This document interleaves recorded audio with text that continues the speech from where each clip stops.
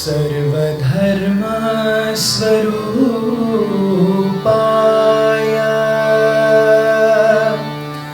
सत्य साई परमात्मने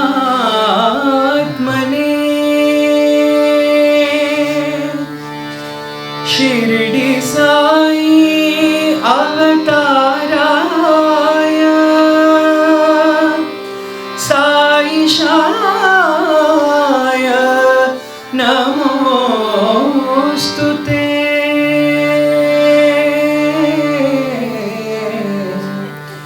साई शाय नमोस्तुते।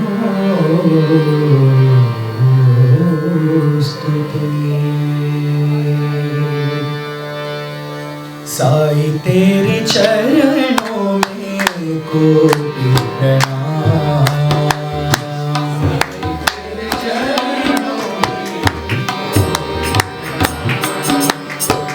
साई तेरे चरणों में कोटि प्रणाम।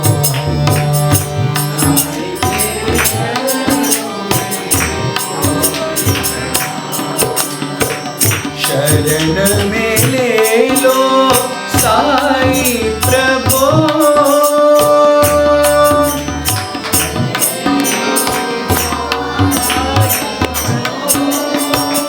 शरण में ले लो साई प्रभु।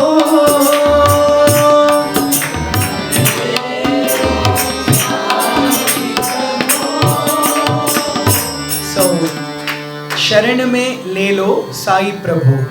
So साई तेरे चरणों में कोटि प्रणाम. It's a Hindi bhajan. It means, dear Swami, we offer our salutations at thy lotus feet. Sai तेरे चरणों में कोटि प्रणाम. शरण में ले लो साई प्रभु. Please take us into your, into your fold. Give us. And तुम हो मेरे माता पिता Sai. Swami, you are our mother, father and everything. तुम हो मेरे बंधु सखा. You are our relative, you are also the friend. तुम हो मेरे सब कुछ स्वामी. You are everything. दीजो हमको शरण तुम्हारी. Give us your refuge. We say this anyatha sharanam nasti, right? So that is the feeling of this bhajan. So before we do it with the tabla, can we just do it line by line just for getting the lyrics right? Sure? Yes. Sai तेरे चरणों में कोटि प्रणाम. साई तेरे चरणों में कोटि प्रणाम. साई तेरे चरणों में कोटि प्रणाम. साई तेरे चरणों में कोटि प्रणाम. शरण में ले लो साई प्रभो. शरण में ले लो साई प्रभो. शरण में ले लो साई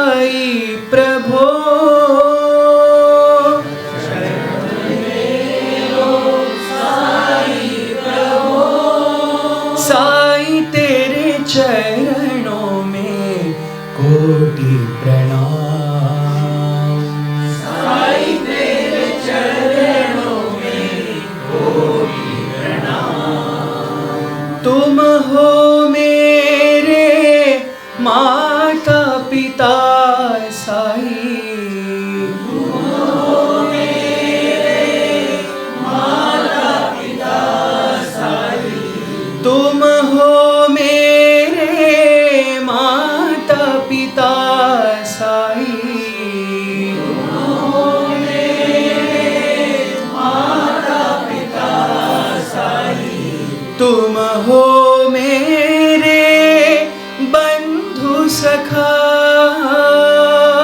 तुम हो मेरे बंधु सखा, तुम हो मेरे बंधु सखा,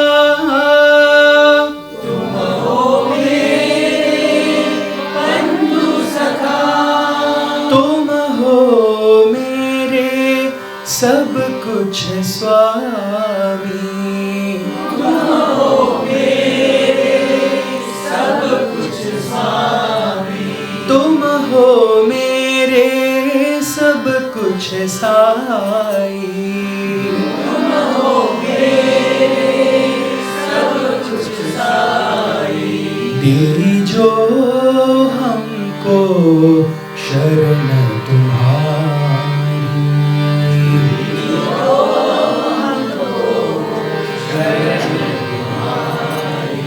दीजो हमको शरण तुम्हारी,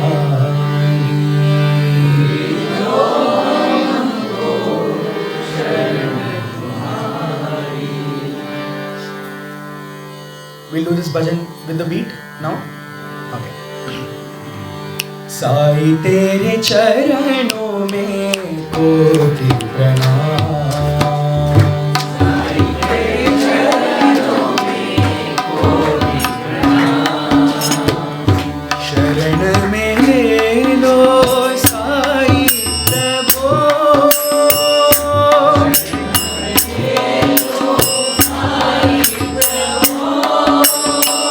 साई तेरे चरणों में कोटि प्रणाम,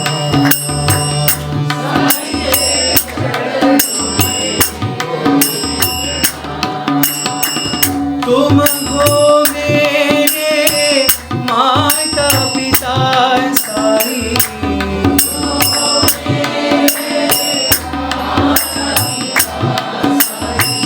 तुम हो मेरे बंधु सखा,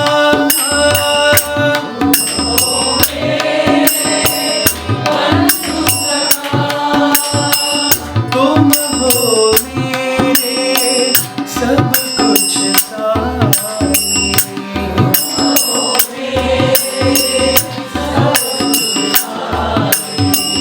दीजो हमको शरण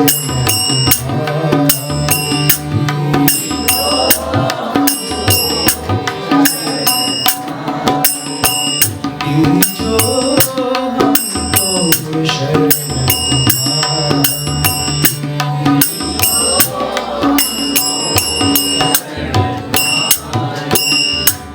साई तेरे चरणों में कोटि प्रणाम.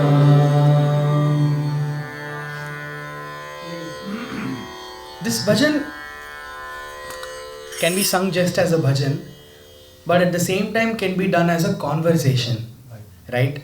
Imagine we just got an interview and Swami has called us and possibly just we are there and he's asking, okay, what do you have to say? And then you start with the bhajan. Sai tere charanon mein koti pranam. You start with Swami, I offer my pranams at your lotus feet. And then Sharano me le lo, Swami, please take me into your refuge. I don't have anybody else. And then you say, because you are my mother, you are my father, you are my everything. And then again you say, Swami, please keep me with you, or whatever, our kind of a conversation. Like Swami also emphasizes that this is how devotees talk to me. And this is the way they converse with me. But what is something that is different when we do it as a bhajan? Let's try to delve deep into it. We know there is bhakti, jnana, karma yoga, so many paths to the divine Lord. And there is also the 9 path of devotion, Shravanam, Kirtanam, Vishnu Smaranam, Pada Sevanam, so many things you would have heard, singing, listening, everything is a pathway to the divine. But what is special about bhajans? Have you heard this bhajan, Narayana Bhajan Narayan, of that Swami sings? Narayana Bhajan Narayan. So there is a clue in that bhajan that Swami says. भजन से मन को सजन बनाकर भक्ति मार्ग सिखला दिया. भजन से मन को, using the bhajan, मन को सजन बनाकर, you have made your mind pure and bhakti marg sikhla diya. So to make the mind pure in the path of bhajans, you have shown us the bhakti marg, dear Lord. Then the next line I think is a key to all of us. Sai भजन से भव सागर को तारन भी सिखला दिया. When Swami sings bhajans, hardly Swami uses the word Sai itself in those bhajans. If you have seen Swami's bhajans, and in this bhajan he specifically says Sai bhajan se bhav sagar ko. Swami himself is giving one of the, it's like a cheat code saying, if you want to cross this world, there is Sai bhajans for you. Sai bhajan se bhav sagar ko taran, means you can cross this world of samsara through Sai bhajans. Then he says patito dhari partivihari Sai murari narayan narayana bhajanarayan. So I am one of those who got connected to that, saying, bhajans are our means.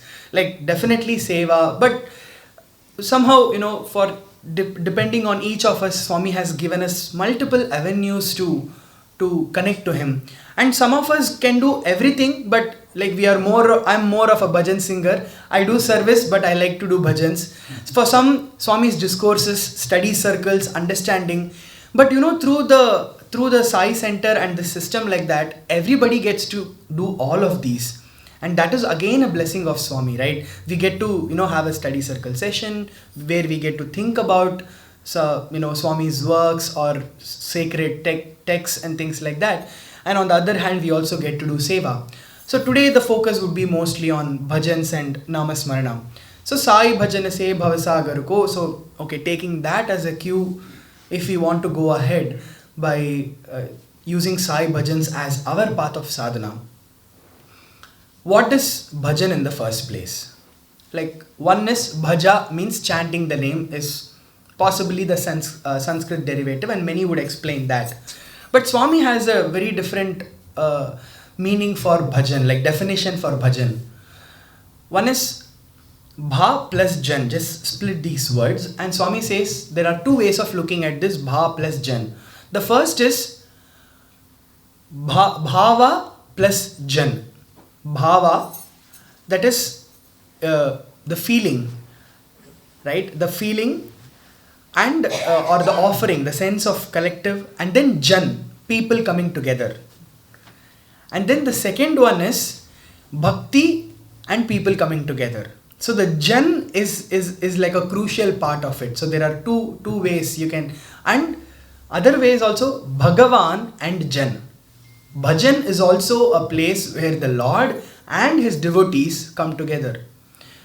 So somewhere the coming together is crucial here, because if you look at Kirtana is one more way where you can sing, like Tyagaraja, Mirabai, Bhadrachal Ramadas. All these singers have done their own singing, they have given us kritis, they have done. But in bhajan, there is something else that is happening. We are not just individually doing it, we are doing it collectively.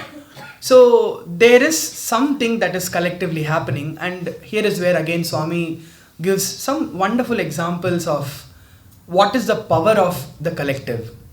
Because now I can say it with little more conviction, because I stay, as I told you, I stay alone in my place and I don't have a Sai center. So if I have to sing bhajans, it's possibly like if I have to sing Sai bhajans, like I should sing myself, like I should sit in front of Swami's photo and I can sing.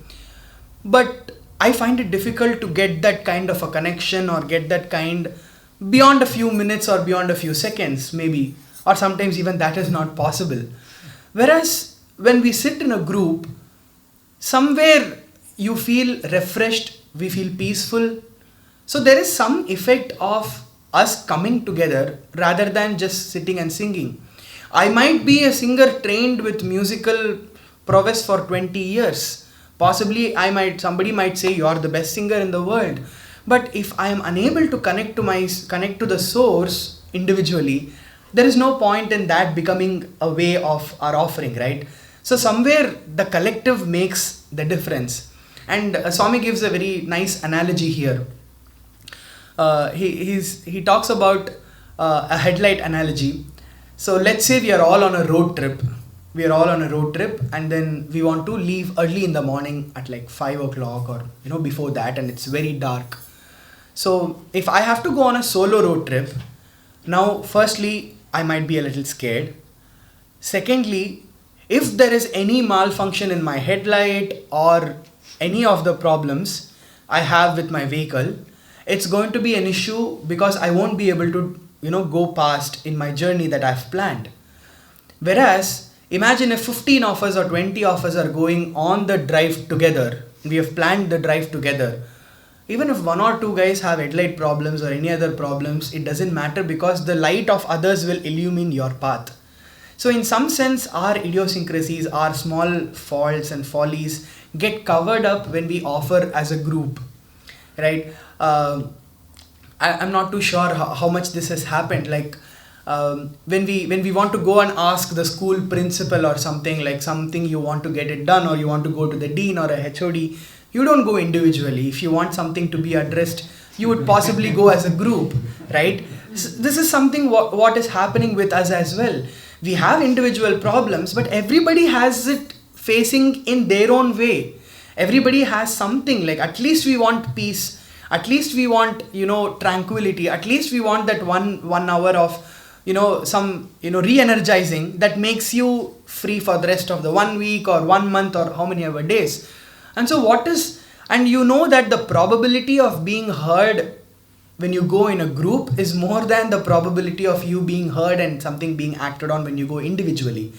Because at least with respect to a sadhana or connection to the Lord, individually it becomes difficult for us to focus there. Like we sit for I don't know if I'm sure many of you would have experienced this. You sit for prayers and many a times mind wanders. We will not be able to come and affix on something. While that is a sadhana that is continuous and we have to improve on, this is another way of coming together. Like we complement each other. The effect is always give and take. It is never a lead singer will never be able to say that he is the singer and somebody else has not participated. Now imagine if lead singer alone is there with all the best mic system, there's nobody to follow a bhajan. Is that even a bhajan session? No, does not, right? So it is equal participation. So there is nobody to say, oh, the bhajan session means you are somebody not equally participating in the bhajan, or you are more important because you are a lead singer, you are more important because you needed instruments. So Swami gives the example of Sri Chaitanya Mahaprabhu that when they used to do Nagar Sankirtans, initially there were atheists and other people who used to come and break instruments. And it was he who started the whole clapping. Like, you don't want me to do any instrument, let me clap and sing. So that's how the moment of you don't need any instruments. Your body, your mind are, essential. Everything else is an add-on. Your voice is also after a certain point of time is just an add-on. Because it is important that we need to... And Swami also gives a very nice example for clapping. So Swami says, our mind is compared, and one more thing, just to give you all a disclaimer.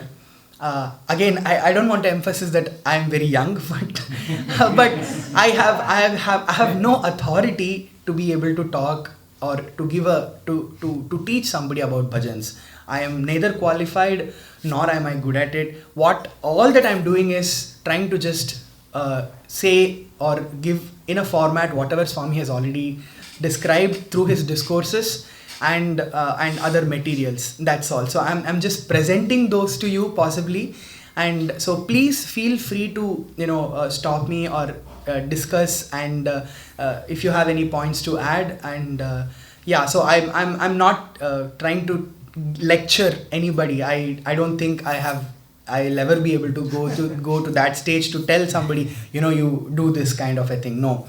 It's just that I see it as an opportunity to read more of Swami's literature and Swami's words so that we know how to follow those things better. But you are encouraging us. So with that as a background, so that is what bhajan happens. So we are singing the name of the Lord, and then we are doing it as a group. So Namasmarana or Kirtana is an individual effort. Whereas when we do it as a group, it becomes Sankirtan. It becomes a Sankirtana when you do. And then there are 4 types of Sankirtana that Swami talks about. One is Nama Sankirtan. Just the name of the Lord. You have just the names Krishna, Rama, Govinda. Maybe if you take Lord Krishna's name as example, have you heard this bhajan? Krishna, Shri Hari Krishna, Govinda, Gopala, Krishna, Krishna, Nanda Mukunda, Govinda, Navanita. So just his names, nothing else. But most of our Sai bhajans are a combination though. We do not have the mutually exclusive sets. And there is also this bhajan, if you look at the next one is Nama Sankirtan, the other one is Guna Sankirtan, that gives features of the Lord, like that talks about specific, like you are the sun, you are somebody who has the feather of a peacock, and then you have a tulasi mala. So like an example that comes to my mind is Kalyana Krishna, Kamaniya Krishna, Kaliya Mardana Shri Krishna. I'm sorry, I made a mistake. This comes under Leela Sankirtan because it talks about the Leelas that the Lord performed. Kaliya Mardana, Govardhana Giridhari. So it talks also about, and then it talks about the Brindavan ki Tulasi Mala. You are the Pitambaradhari. So it's a mixture. But the 4 types are Nama Sankirtan, Guna Sankirtan, that is the features, like how they look or what are the gunas that they have. And then the Leela Sankirtan, and then Bhava Sankirtan. Bhava Sankirtan is more of these words that talk to the Lord. Like Nandalala, Nandalala, Daya Karo Bhagwan, Bhavasagar se par utaro, Daya Karo Bhagwan, Tumhari Sharan bina Ananth hai hum. So it's filled with words, it's filled with bhava. You have a lot to communicate. It's just not about it. It becomes a little more personal when you go to Bhava Sankirtan. In in Guna Sankirtan, you have like Jaya Jaya Rama, Jaya Raghurama, Dasharatha Nandana. You are the son of Dasharatha. Abhaya Pradayaka, Anandadayaka. You give us Abhaya Hasta.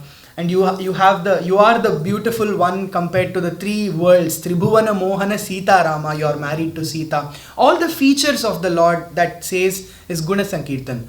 And Leela Sankirtan is all that you have achieved. Or all the avatar would have achieved. But for Swami, he says, whatever said and done, Nama Sankirtan is the best, Swami says. And he also gives this example that, let's say somebody in the bhajan has had a bad day.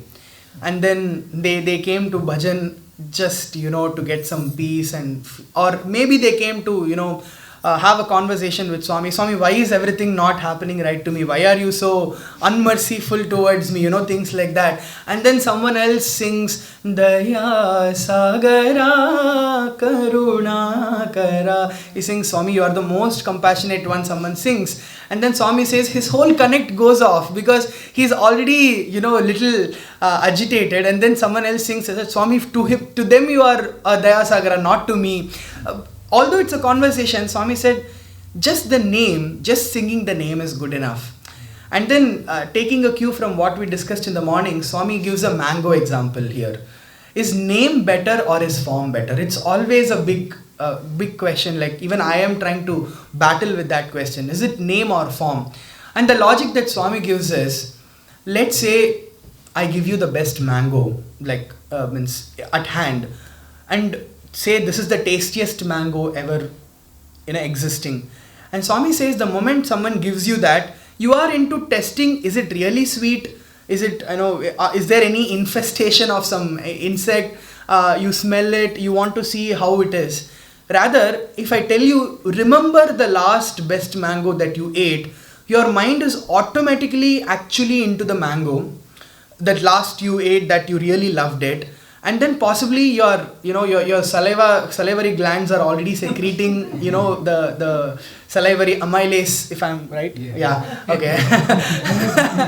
and you're thinking of that. You're already seeing that in your mind's eye. It's almost existing there already. And now these days, being a little bit of information from neuroscience tells us that actually when you remember a very good experience or very nice experience that happened to you, or even when you remember Swami, or remember the days you had seen Swami, the brain is capable of secreting the same neurotransmitters that you actually had it when you went through that experience. And so according to your brain, you're actually going through that now. But that is also a double-edged sword, because if you're going to think about not so pleasant experiences, your body is again going to feel the same thing, and that's very important for stress. That's why because we keep replaying bad experiences more than replaying good experiences, right? So, but this is what happens. Because once a senior brother was so overwhelmed in Swami was showing so much love to him, that he even asked Swami, do I even deserve all this that you're doing so much to me? And then Swami said, Ichinapudu teesko, aa tarvata gurtu techukondi. Meaning, when I give you, take it, and later on, when it is not there, you can remember these things. So that is exactly what is the Nama Sankirtan. Just thinking of the name of the Lord can bring you back to experiences, can bring a conversation, everything, the Leelas, Bhava, Guna, everything gets covered under Nama Sankirtan. And that is what most of the saints in the western, southwestern India, especially towards the Pune and the Marathi saints have done. Whether it is Tukaram, whether it is Namadev, all those saints have sung something called Abhang. So Abhang means no bhang. Bhang means stop. So there is no stop, but singing just the name of the Lord, which means like in various forms. They have meanings to it, but they have also done the Nama Sankirtan in a form, in a group, because they were all traveling together. They used to walk together. Like they used to do Nagar Sankirtan and walk all the way to Pandharpur to have the darshan of the Lord. So it became like when they walked as a group. Imagine those days when there were no street lights or anything. That was also a way which kept animals away possibly from them. It does a lot of things. Like Swami says, Nagar Sankirtan is Bhagavata in real life. Let me read if I have that. Swami says it takes out the pollution in the air, just like how a yajna, we don't know that what we are offering is going out into the air, but it is just not going into the air, but it is actually doing a lot to the environment. So that is what is the power of singing. So once Atirudra Mahayajnam happened in 2006 in Parthi, and then there were thousands of scholars, and students were all made to learn Rudram. And when that happened, Swami said, open the ceiling, right? So that when they sing, the vibrations go out into the air, so that everybody, the whole world gets benefited. So we think that just by chanting what is happening, but the kind of vibrations that we are sending are very, very, very powerful. So that is about the group effect and about the Nama Sankirtan. So we are all, bhajan is a form of Sankirtan, of everybody coming together, and then singing the name of the Lord obviously makes it more powerful. But now let's come back to the practical aspects of how do we sing bhajans well, or how do we sing well or have a good bhajan session. So what do you think are the ingredients for a good bhajan session? Anyone? Devotion, bhakti, sure. Practice, bhava, raga, tala, yep. Enthusiasm, yes. Seriousness. Practice. Practice, abhyasam. So Swami once said that ragam and talam without bhavam becomes rogam. This is play with words. So rogam means a disease.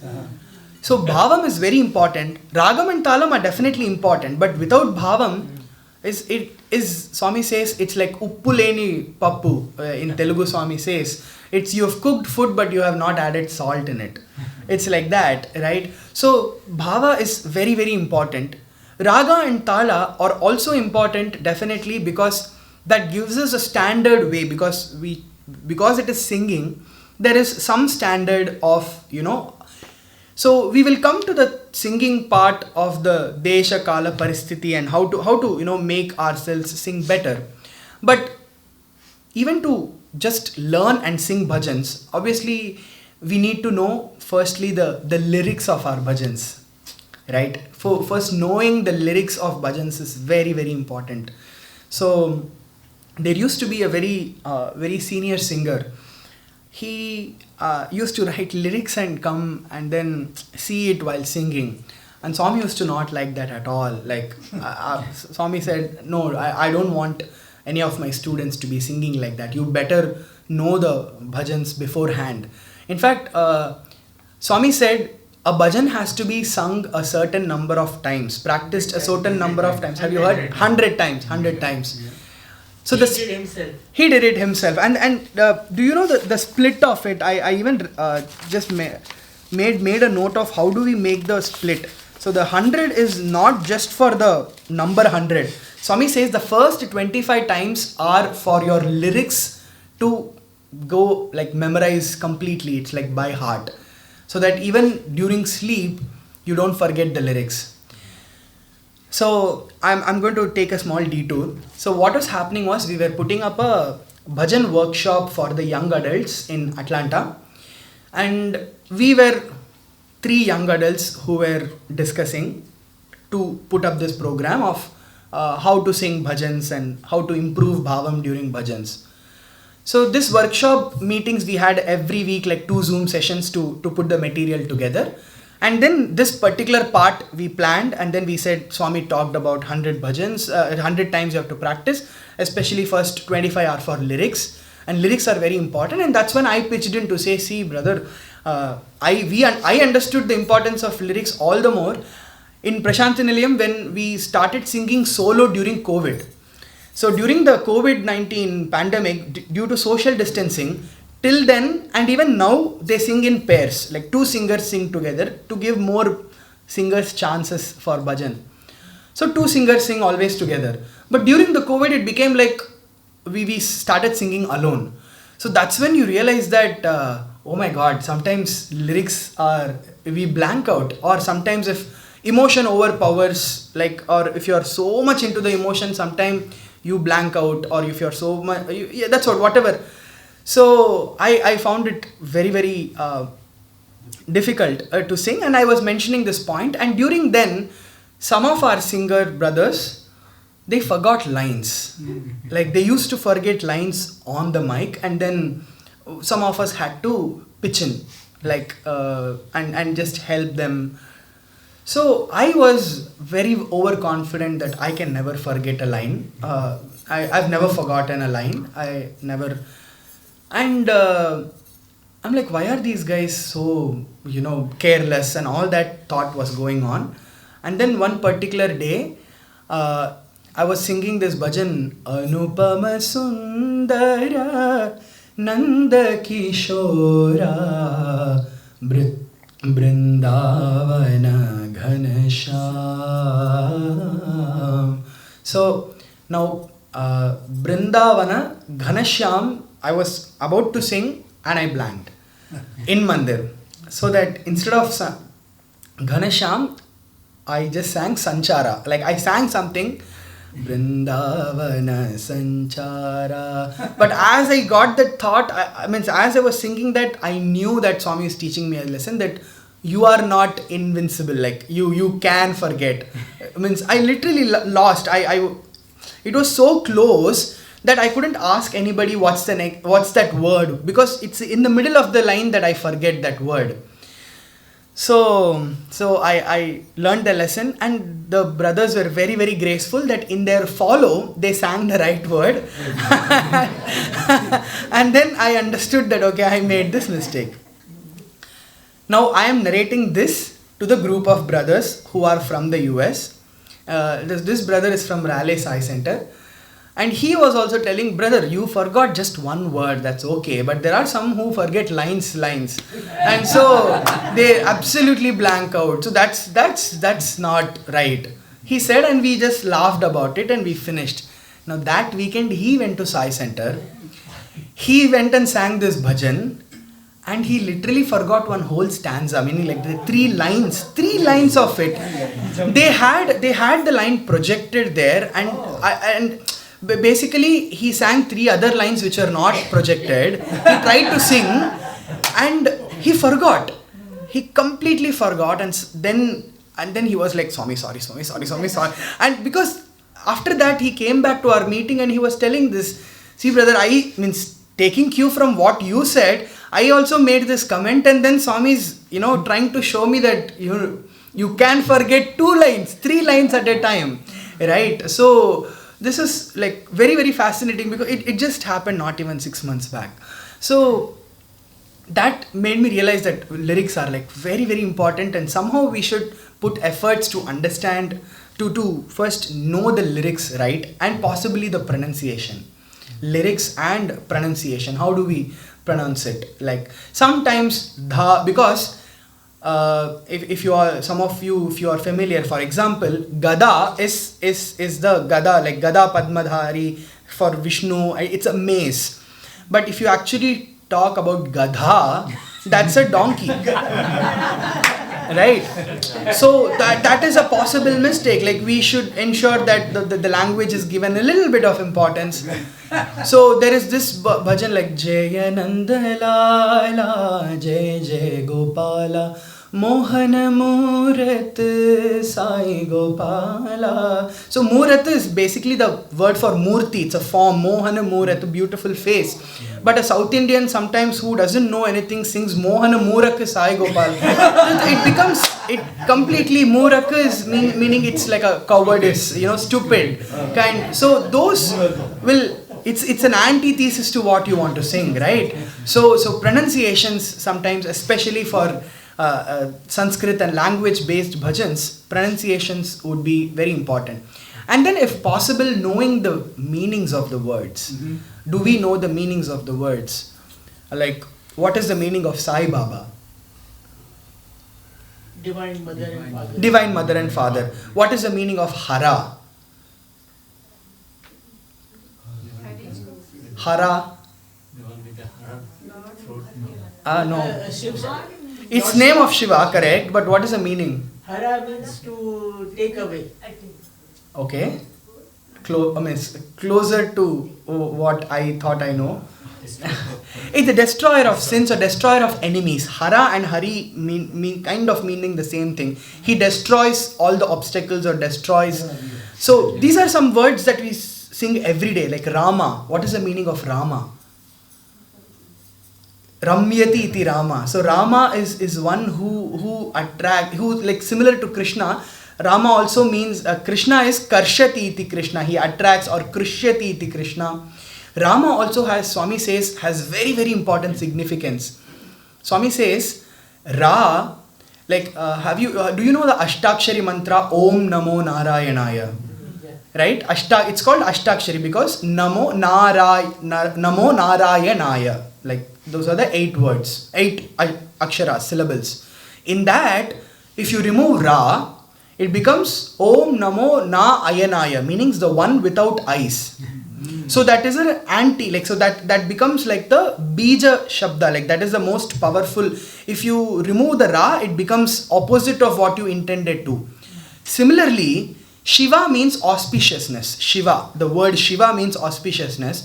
So in Om Namah Shivaya, if you remove Ma, it means it becomes Na Shivaya, meaning not auspicious. So Ma becomes the very important syllable for Namah Shivaya. Ra becomes the most important syllable in the Om Namo Narayanaya, and therefore Swami says Rama is a combination of these, Ra, Ma, and that's the the pinnacle. That's why it is called the Taraka Mantram. Like by even not knowing what it meant and just chanting Mara Mara, you saw Valmiki transformation, transformation into the sage Ratnakara. So therefore, knowing some of these words, individual words, what it means. Ganesha, he's the lord of all Ganas. Who are Ganas? The Ganas are all those who are in Kailasha around Lord Shiva. So he is like the leader. He's the like that. Shanmukha is Kartikeya, or they are the brother of Ganesha. Shanmukha, he has 6 faces. That's why he's called Shanmukha. So like that, if we can just the basic words which we tend to forget. Or tend to miss out because we know that in abundance, like we keep referring to those names every day, so it's possible that we don't know the meanings. And then obviously the meanings of the words. What does this word convey? So if you know that, because many of the times our bhajans also have a beautiful tune for a specific line, and then that sung in that tune can help us give a better bhava, right? The better way. So like Sai Mata Pita Dina Bandhu Sakha Tere Charanon mein Sai mera koti pranam. Sai Mata Pita, oh Swami, you are the mother, father, relative, everything. Tere Charanon mein Sai mera koti pranam. I offer my crores of salutations at thy lotus feet. Mujhe Shakti do mere Sai Shiva, mujhe Bhakti do. So those lines, if we know the meaning of those lines, Mujhe Shakti do, give me the power, give me the energy. Mujhe Bhakti do, give me devotion, Swami. And then Mujhe Mukti do, please liberate me. So these are the words, very very powerful words, and in this set in this beautiful tune. And so next time when we know that we are singing that this particular line is asking you to give me bhakti, Swami, we will be able to possibly give that extra punch to that line. Just maybe make it a little more soulful. In that Nandalala bhajan, Tumhari sharan bina anath hai hum. Tumhari sharan, without your refuge, we are all orphans, anath, somebody who doesn't have any leader, means anyone to take care of. So if you are in that mindset, you would know that you can offer that bhajan, a little better manner. So that is about the lyrics and words. And also it matters. There was a brother who was very close to Swami, in the sense that Swami used to talk to him every day, literally every day. He was a singer too. One particular day, there was this bhajan. Does anybody have anyone heard of this bhajan? Purna Brahma Avatara Sai. This is a bhajan. Of late it became a little famous. It was he had sung that in the morning bhajans. And Swami was coming from the ladies' side for darshan. And right after he entered the Kulwant hall, instead of taking a whole round, Swami directly went to the singer. And during the bhajan, Swami went to him, and the bhajan got over and the next person started singing, and Swami was talking to him. Everyone was like, how fortunate this brother is. Like Swami, he's singing, and then right away Swami came.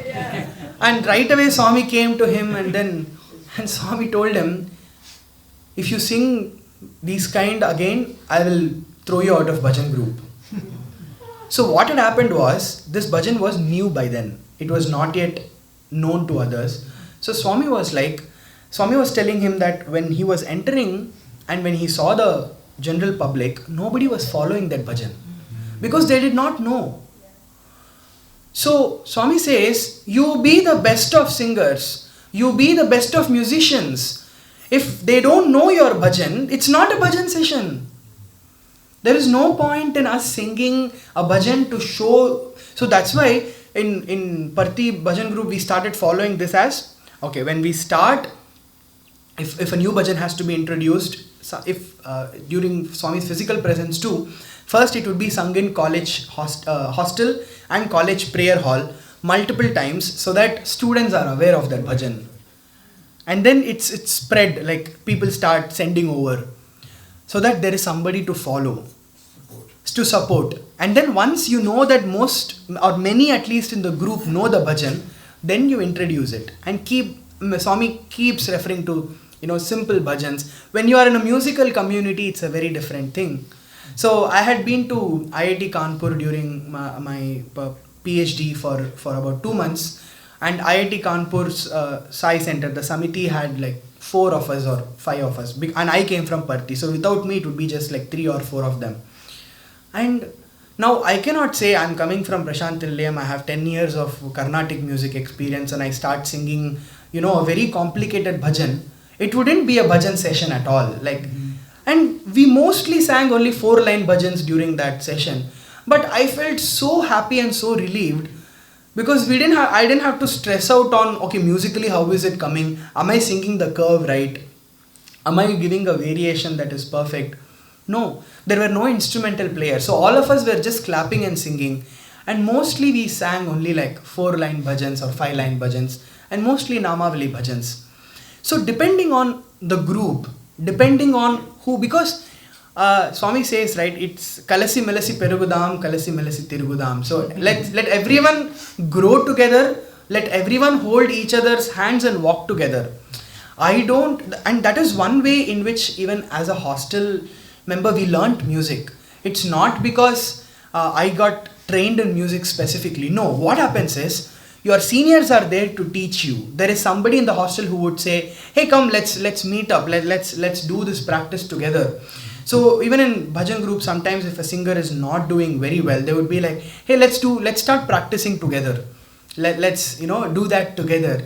So then you know that you're spending time, and Swami was very, very particular about that. So especially when foreign devotees used to come during Christmas, like when the Western devotees come, Swami would want to sing Sarvadharma bhajans.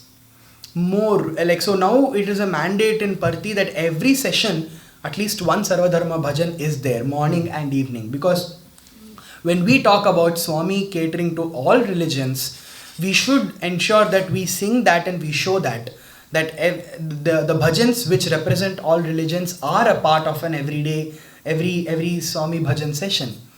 And when depending on the devotees, whoever, if more Western devotees are there, sing Namavali bhajans, fast bhajans, small bhajans, than like long, sometimes we tend to get into the musicality you want, because it's possible. Once there was a Kanjira player, he was playing Kanjira so well, he started learning so much, and then Swami in front of his parents in the interview said, he's singing well, but he started focusing on Kanjira more than me. So, yeah, sir was taken aback when this was told. So sometimes our musical pursuits might take us away from Swami too. Like, we should keep remembering, okay, what is the focus? What is the focus? Am I coming for getting a musical high, or am I coming to connect with Swami and come as a devotee? Like, for getting a musical high, we could go to a concert. We can go get paid. I know we can get paid, or we can pay and get the high or get the vibe from others. But when we are coming towards a collective bhajan session, we should possibly know the group. Like, do they know this bhajan? Is there a possibility that they would know the bhajan? Is there a possibility that they can... If someone says, no, Swami would not expect low quality music, I want to sing only in the highest pitch possible. This happened to me in IIT Kanpur, because some of the singers there had very, very bass voice. So I had to sing at least three notes below my usual voice range. But I tried to make an average of it and then go. But I could not sing it in my pitch. But I found myself being taught by Swami at that time that this is not the time to show off your bhajan skills. This is not the time for you to... Because initially when I just joined Mandir in my 11th and 12th standard, when I used to go to centers and listen to bhajans, I used to be like, what a quality. Look at me, I am in, the Prashanthi Nilayam, the pinnacle, And then imagine like last 2 years I've been in New Orleans, no bhajans at home, like no community effect of singing bhajans. And now you would be like, I don't even want to lead a bhajan. Just make me sit somewhere behind. I just want someone to sing bhajans and I can just be at the back, just sit and enjoy. In fact, Swami says that you should sing as loudly as possible. And Swami gives this analogy that all of us have fallen into the well of life. So imagine if you had fallen in a well and you're calling out for help. You will not call out for help saying, Krishna, Shri Hare Krishna, like Krishna, Shri Hare Krishna. So that's when somebody would come to you to help, right? So you need to sing loud. Swami said, for a lead singer, yes, Shruti, Talam, Ragam might be important. But for Nagar Sankirtan or for anybody else, don't worry about your voice. Just be loud. But also, your loudness should not come in the way of Shruti and Talam for others. Yes, that sensitivity also should be maintained, definitely. Right? And Swami also talks about clapping. Swami says that our mind is like a tree where all the thoughts are like the birds. And then when you clap loudly is when those birds go away. Like it's a way to say all the thoughts. And also Swami says this is a way of Trikarana Shuddhi, right? Like thought, word and deed. So thoughts on Swami, imagining Swami, having Swami's picture or his form right in front of you in your mind's eye, chanting his name through the mouth and clapping the hands make us, in sync. So one day there was a professor, he used to actually try to sit inside the bhajan hall, but that particular day he got delayed, so he sat outside. And as the bhajans were going, obviously he could not see Swami's throne because he's sitting outside. So he sat wherever he was sitting, closed his eyes, imagined Swami's form. And then he was singing bhajans as usual. And all of a sudden there was some kind of a eerie silence around him as bhajans were going on. And so something prompted him to just open his eyes, and then it was Swami right in front of him. Swami was standing. And Swami asked him this very pertinent question. Is this true? Is this form true or the one inside you? Like he was just imagining, right? And then Swami said, that is true. Like, so Swami, motivated him saying, you close your eyes and imagine, that is better. Why do you think when we go to temples, we close our eyes? When we go to temples, we get to see the idol, right? But we'll end up closing our eyes because we want to imagine that form within our heart. So that is what is this too, like internalizing the divine.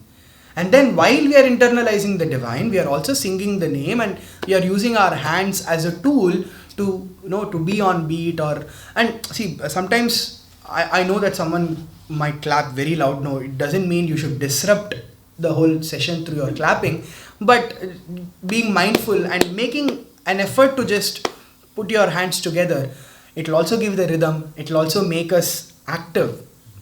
It will also give the whole group the feeling that okay, everybody is an active part. I am not low because I don't know how to sing bhajans. No, you are. Please know that you are contributing to the bhava of the lead singer. Because if you were not there, he would not be a lead singer. He would just be a solo singer. Right? So that coming back to the group effect, makes it very important once again. So let's do one bhajan together. This is just a Nama Sankirtan again. Just the name of the Lord. But let us all try to close our eyes and maybe I'll give you a context to this if possible, and I hope the food doesn't make you go to another world, but in the state of eyes closed, let's so this bhajan's only words are Hari, Om, Nama, Shivaya. Hari is the one who destroys all our enemies and all our internal troubles. Om is the Pranava. Nama means I offer my salutations to you. And then Shivaya, let there be auspiciousness. And that's all. And so let's also imagine that while we are doing this, Swami is sitting in a meditative posture. We are all sitting. It's a Shivaratri day. There is a lingam right next to Swami.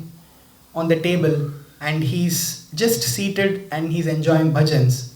And let's all imagine that all of us are singing this bhajan together to him. F sharp. Hari Om Namah Shivaya.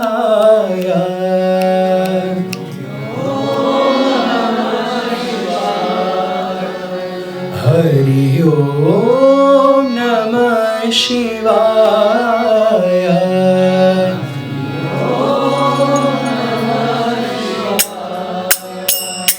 Hari Om Namah Shivaya.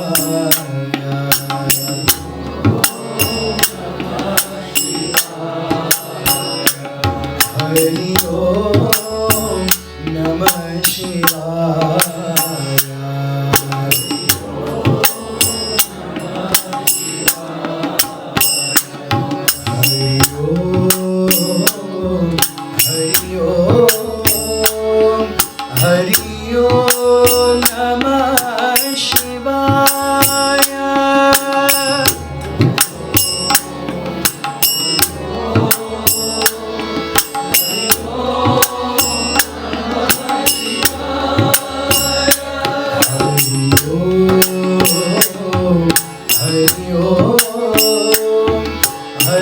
Om Namah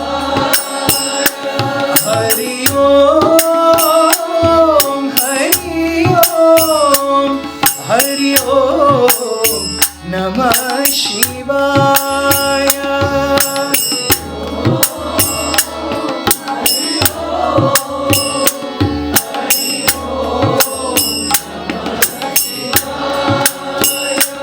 Hari Om, Hari Om, Hari Om Namah Shivaya.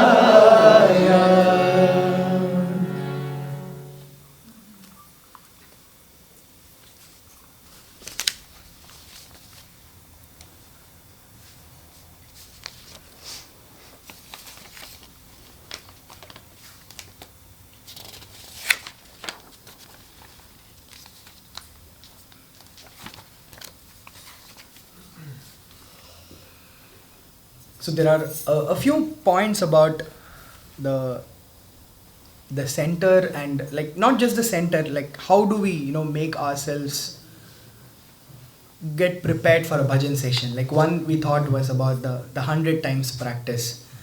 The other thing, 100 times possibly may not at least be difficult. At least 25 times can be practiced. Even in my own introspection, I'm not too sure how many bhajans I would have practiced for 100 times. But somewhere, the cumulative effect of having stayed for 10 years and having bhajans morning and evening, I'll be like, maybe this bhajan I sang for 100 times. But I don't think I would have been able to practice. But that's, the possible goal. Like, how many times, at least, if you are leading a bhajan today, let's say in the Swami's presence or in the divine presence, are we able to come ready with 5 or 6 bhajans that we have practiced?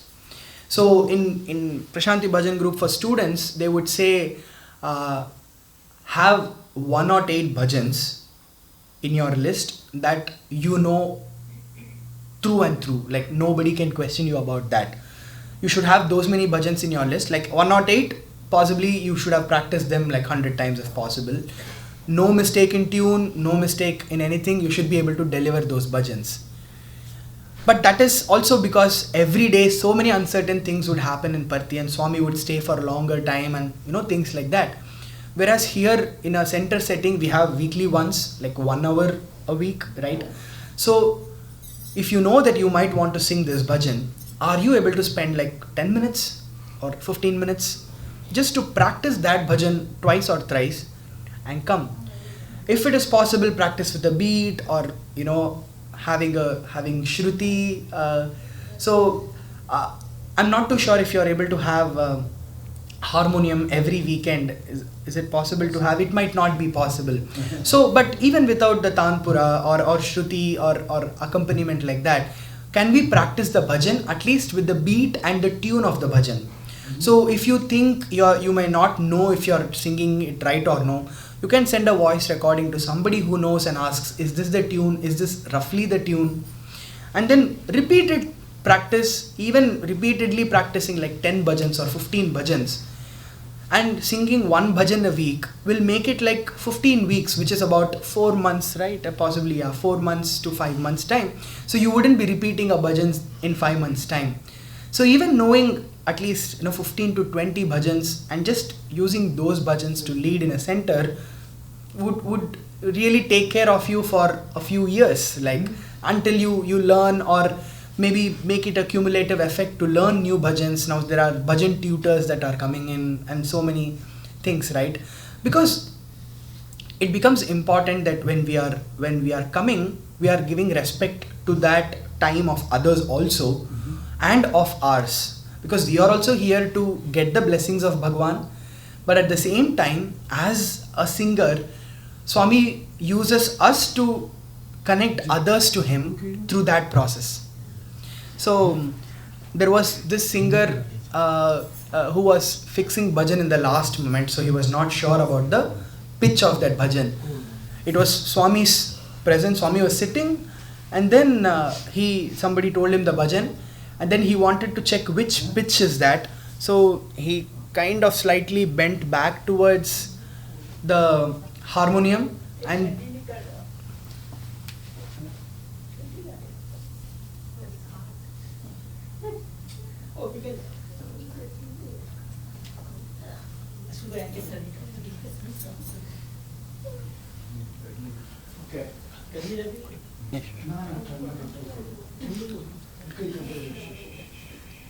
Sorry. no problem.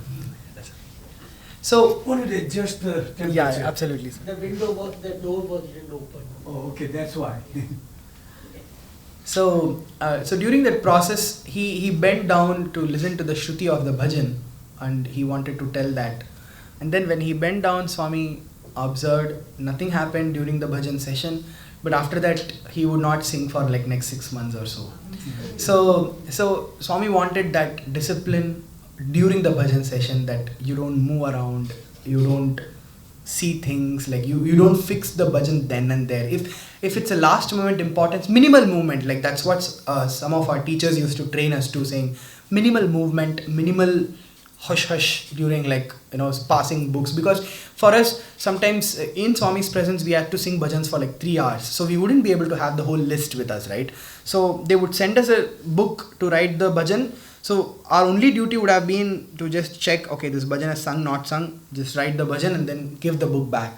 Hardly you need to discuss, nothing more, and then as minimal as possible, which means we must be ready for that session. Whereas later on, now with the advent of WhatsApps, we can fix bhajans on WhatsApp before we come.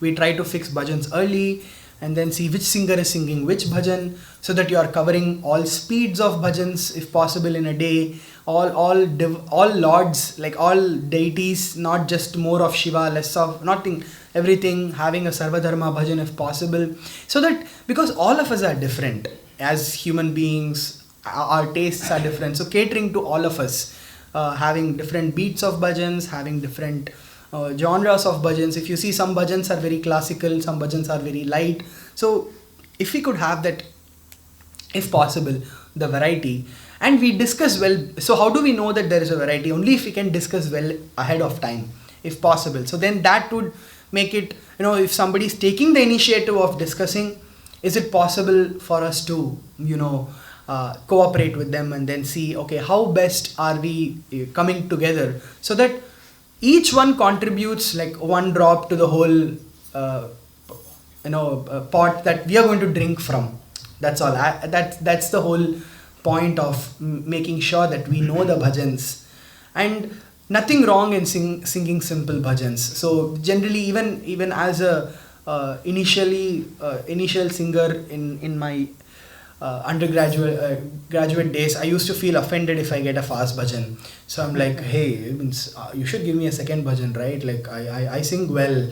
And then Swami tends to, sometimes he uses hard ways to make you break all the preconceived notions. So similar thing happened to me also. And then now whichever bhajan is given to you, just offer that bhajan, and also the bhavam. So, and music is an art. It's an enjoyable art, but it is a slave to praise, I believe, as an art form. It's so in the sense that music or any art form thrives on appreciation many a times. Like, so if somebody comes and tells me you've sung so well and that day I'm like cloud 9099, so next time I might sing keeping them in mind, that day also they should come and tell me that the bhajan was good. I expect more praise. I expect people to come and, those things happen. And then suddenly during one of my again undergrad times, there were definitely some of them who were very constantly coming and telling me, amazing bhajans, so nice, you sang well and all that. Then, but there was another senior brother of mine. When he sang, people used to just many a times cry. Nobody would talk about he sang well. But you can see it from their eyes that they are, breaking down, or they are connecting so much. And then that gave me a question. So what is it that he is doing that I'm not doing? Then you realize that. And then sometime later, when I was talking to a senior brother, the moment the focus comes completely on the singer and the technicalities that he has done, saying you sang that curve well, you sang that line well, you've actually disconnected them from Swami and made them focus on your singing. So you've actually done a bad job. So the moment they are not connected to Swami, but making them think about you, is possibly not a right job. Musically you might be great, but that was one more lesson that I learned that time, that it is not important of what ingredients I have or what comments I get. At the end of the day, even I am there only to connect to Swami. I am not there to perform. Right? If I am there to perform, it's again a completely wrong intention of having come to a bhajan session, that I've come to the wrong place, as simple as that. So that is another thing that Swami expected at least the lead singers to have in mind, that possibly they are just connecting, but with a very, very important responsibility, that they are also the voices of those who are not able to do the lead singing. They are also the people through whom you are communicating to the Lord. So that is also something that a lead bhajan singer would have to keep in mind.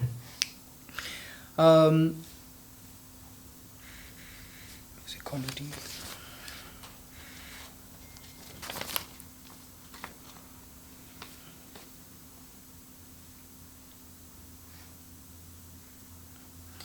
Yeah, so having, one is practicing the bhajan before we sing, and also choosing the bhajan that we know. So many a times when we listen to a new bhajan, we feel so motivated, we just want to come and lead, or like just come and sing it and lead it. Rather, can we spend some time, again practice it, send it to a couple of them, or send it to the voice group chat or something like that, and say, hey, this is the new bhajan that I'm planning to try. I have not tried it before. Is it sounding okay? So that you will also be actually enabling, if our seniors would have thought of not spending time on checking on how we sang, we wouldn't have been able to improve the way we did. Because at least in our hostels, we learnt more from our seniors and elder brothers than our actual training. And I would definitely say that whatever we are today is because of our teachers and our seniors who taught us. Because Swami also taught them. Like Swami made them come to where they were. And the best, do you know what is the best part of learning that I am figuring out these days? The best part of learning is the ability to make mistakes. And then learning from the mistake and growing. And the best example was Swami. And although he was a strict father when it came to the moment of the last time, like when you're actually doing a bhajan session, he was very strict. But he was very, very loving and lenient in the learning stages of anyone. So there was a practice session, there was a music program that was going to be put up in front of Swami. And Swami was also equally excited along with the students that they were singing. This was during they were about to learn and sing Harikatha. And then Swami wanted them to do like a rehearsal in this college. And then Swami came and sat and made them sing. And after he sang, Swami created ring and gave him. He was so happy. And then Swami told him, the way you sang today, don't ever sing like that. I mean, firstly, if there was anybody else who was musically great, they would have possibly stopped him from singing midway and said, hey, you're actually not doing the right thing at all. Stop. But rather, Swami heard him, Swami encouraged him, Swami didn't want to put him off. So, made him learn, saying, I'm giving you this, I'm acknowledging, but this is not the right way at all. Do it better, do it again. So, give them the freedom to, make, mistakes. At the same time, but in a smaller sessions, like in practices or in places where you are not actually, well presenting, allowing somebody to make mistakes. And Swami has shown it as an example. And all of us came through that. Like nobody learns a cycle without falling. And that is also, so even they say that the neuroplasticity becomes deeper, or when you actually, it becomes stronger only when you make mistakes, when you do wrong guesses and then you correct them saying, oh, maybe this was not the way, I should have done this.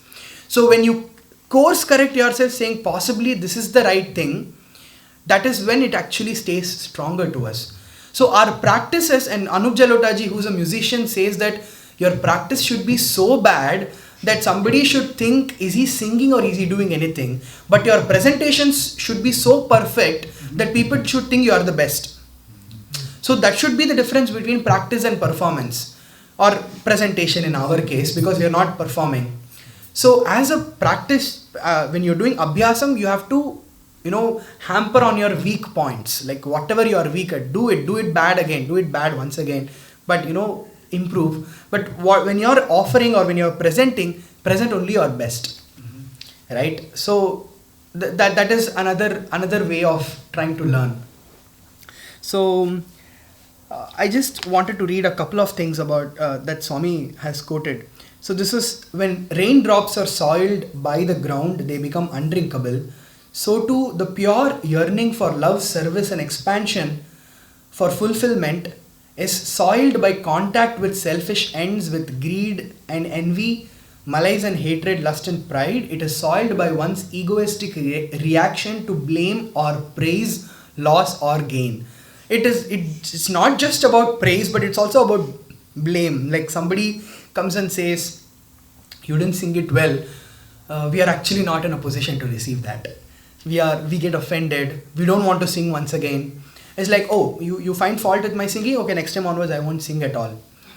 means who is, the best part is to understand who is at the losing end. Right? Like, the bhajan leader or the devotional coordinator is not going to get anything out of us singing or us not singing.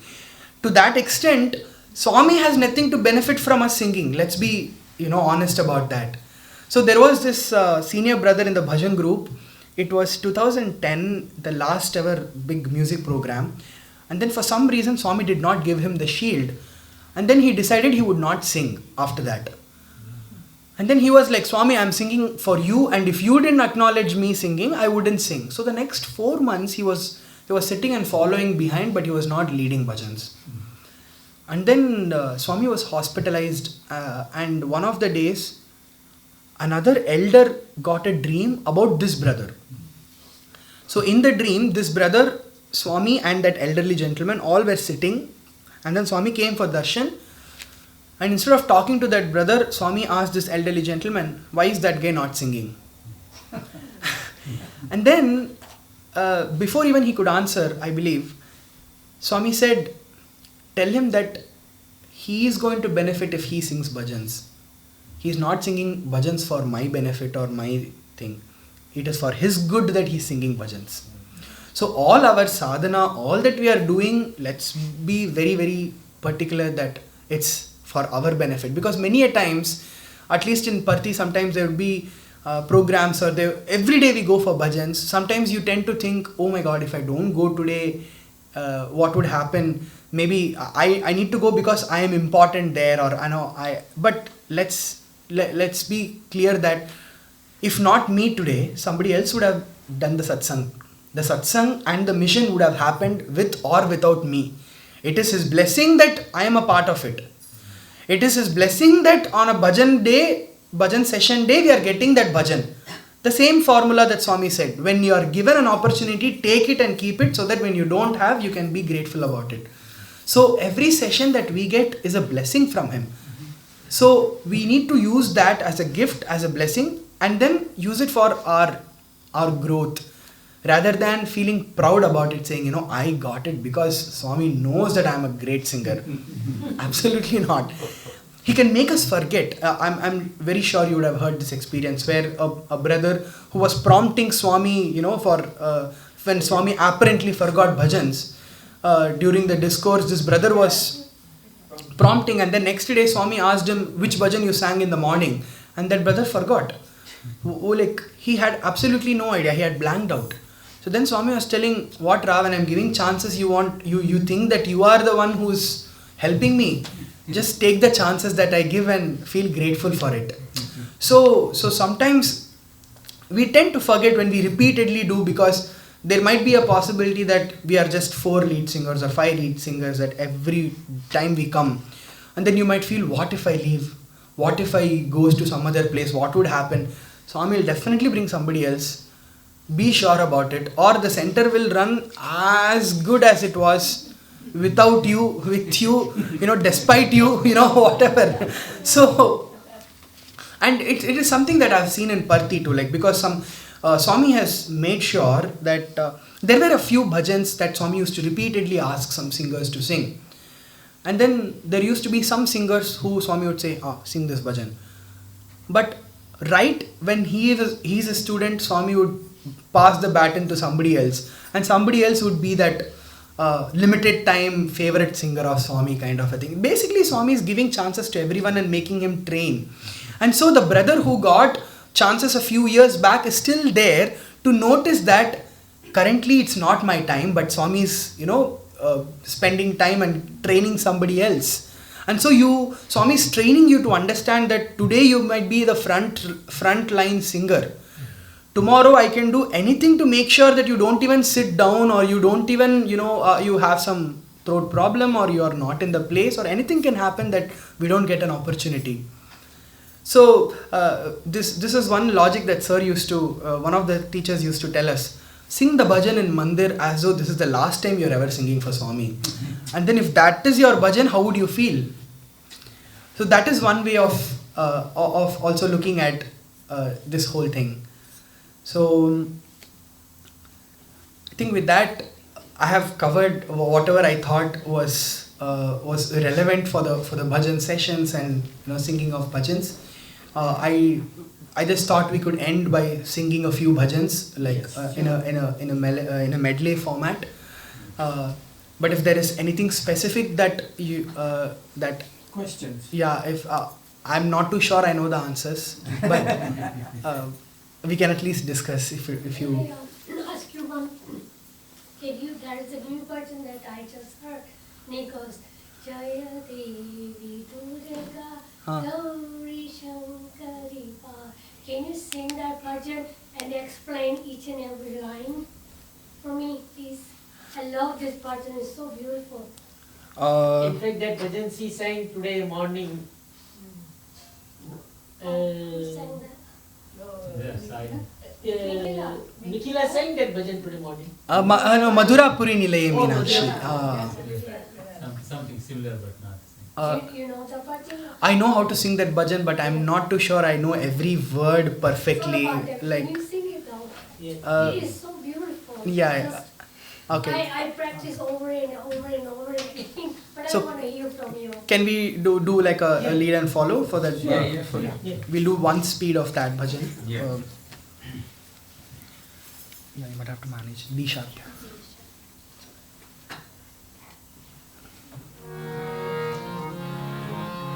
Jaya Devi Durga.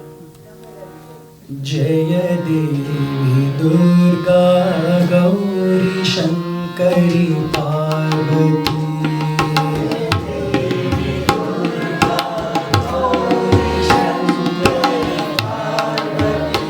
Jaya Devi Durga Gauri Shankari Parvati.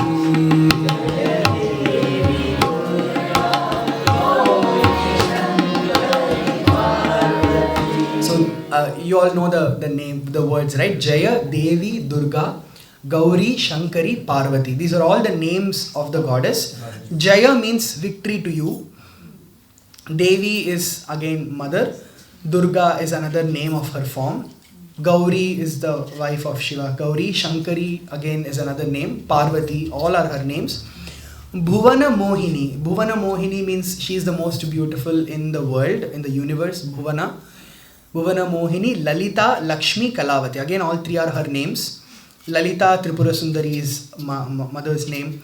Lakshmi means prosperity, and that is another name of hers.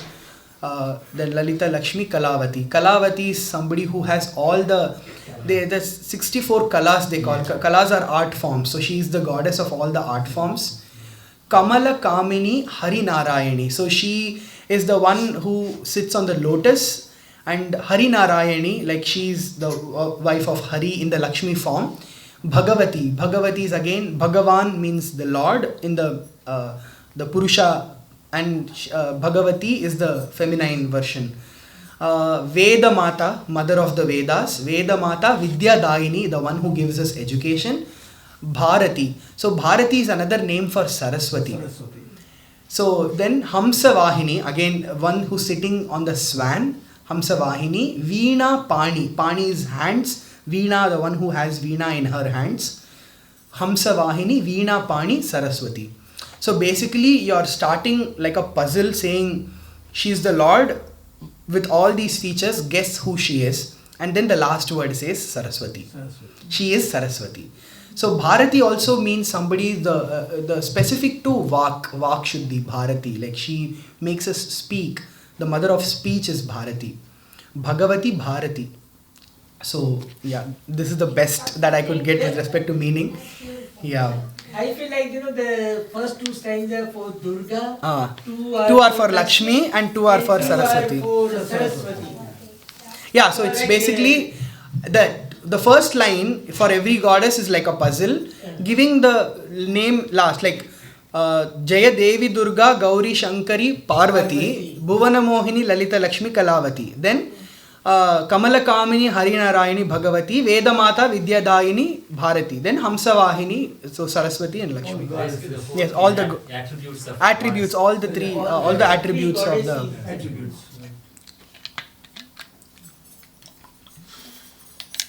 Let's do that bhajan. G sharp, G.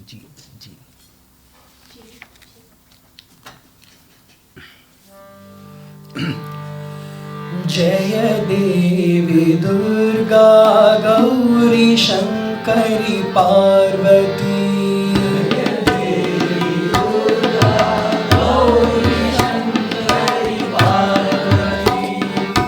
Bhuvana Mohini Lalita Lakshmi Kalavati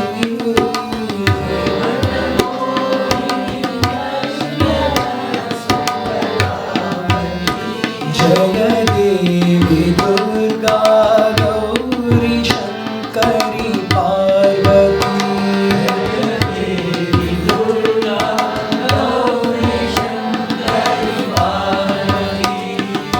Kamala Kamini Harinarayani Bhagavati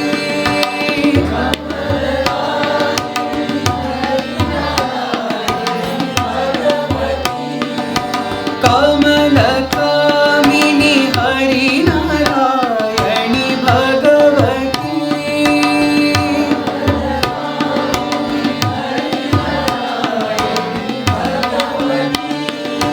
Vedamata Vidyadayini Bharati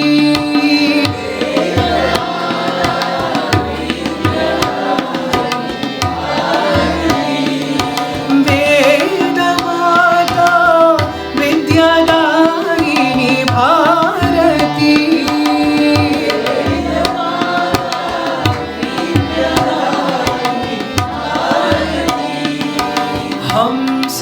Hamsavahini Veena Pani Saraswati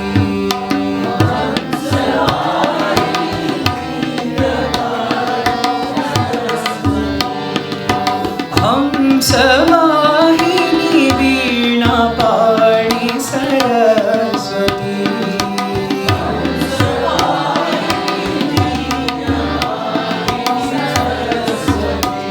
Jaya Devi Durga Gauri Shankari Parvati Manamohana Nandala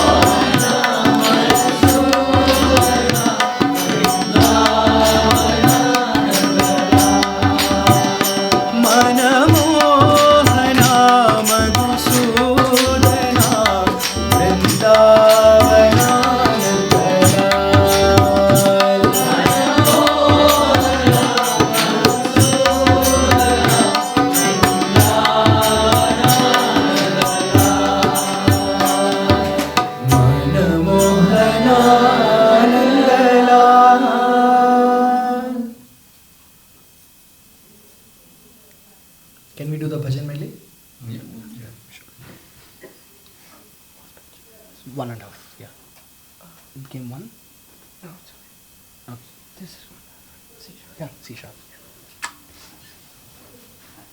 Or if you're okay with doing D, then That's okay. it's okay. Okay, we'll do it. Yeah, you can do D. You can do D. That's okay.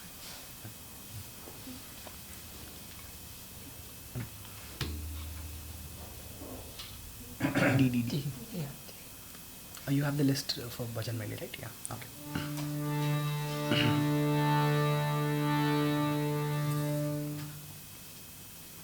So we just going to sing 10 bhajans one after the other. Okay. So Medley. yeah. Gajavadana Gananatha Natha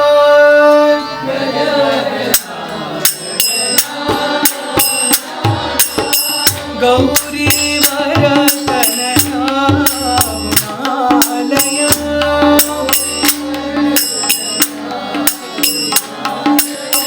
Gajavadana Gananatha Natha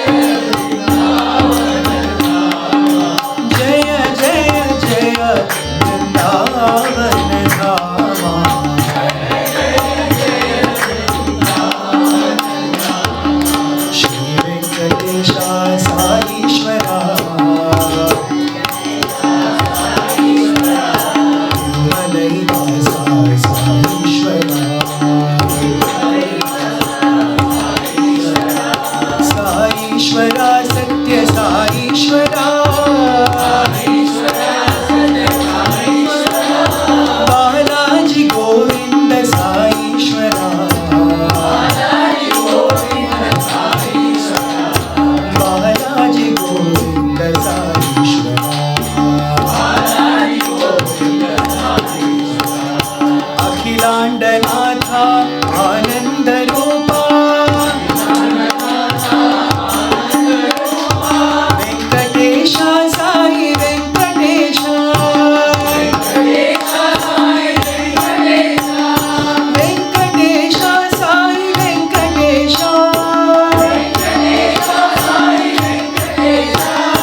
Venkatesh Sai Venkatesh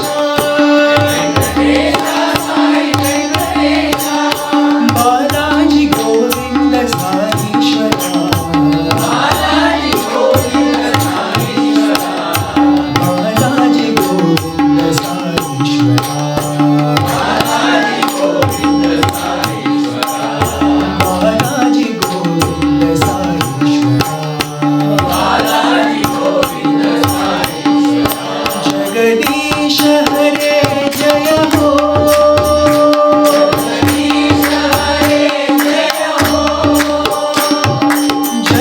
जगदोधारा जय जय हो जगदोधारा जय जय हो जगदीश हरे जय हो जगदीश हरे जय हो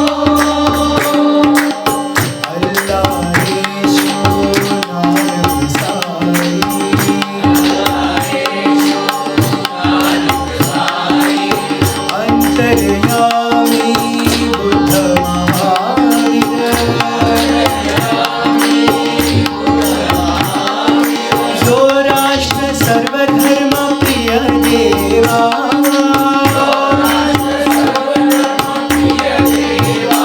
प्रशांति निवासा सत्य साई देवा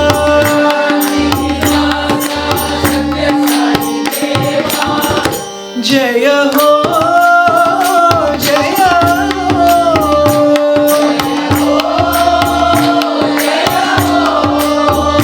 जय हो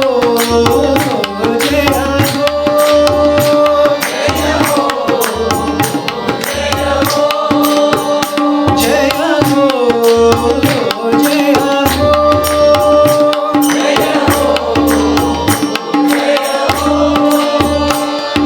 नंदा के